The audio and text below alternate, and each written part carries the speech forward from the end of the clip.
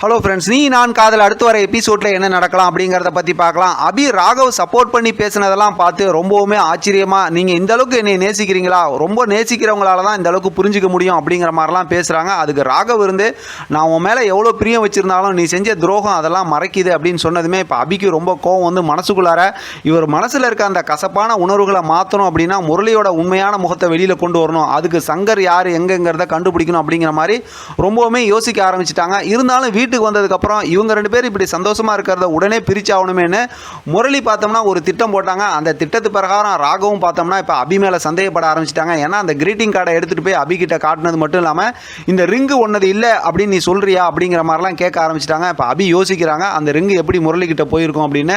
நமக்கெல்லாம் தெரியும், தொடர்ந்து இந்த சீரியல் பார்க்குறவங்களுக்கு புரிஞ்சிருக்கும். ஆரம்பத்தில் பார்த்தோம்னா அபி வீட்டில் ஒரு பிரச்சனை, அதாவது பணம் தேவைப்படும் போது அபி வந்து அந்த ரிங்கை கழட்டி கொடுத்து தான் முரளிக்கிட்ட வந்து பணம் கேட்டு இருந்திருப்பாங்க. அதாவது அணுவோட அந்த பர்த்டே இந்த இதெல்லாம் செலிப்ரேட் பண்ணுறதுக்காக.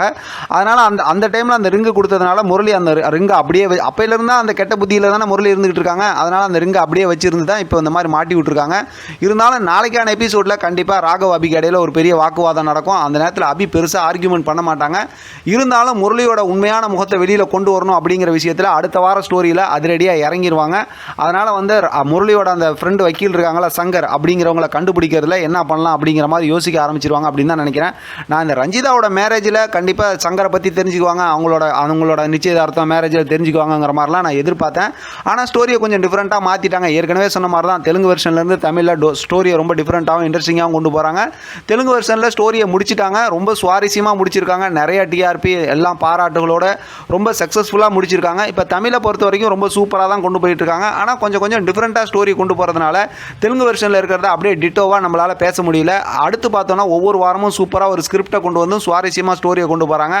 அடுத்த வாரத்தை பொறுத்த வரைக்கும் அபி முரளி சம்மந்தமாக இருக்க உண்மைகளை கண்டுபிடிக்கிறதுல அதிரடியாக இறங்கிடுவாங்க. முரளி சம்மந்தமாக இனிமேலும் உண்மை தெரியாமல் இருக்காது, யாருக்காவது ஒருத்தவங்களுக்கு உண்மை தெரியும்.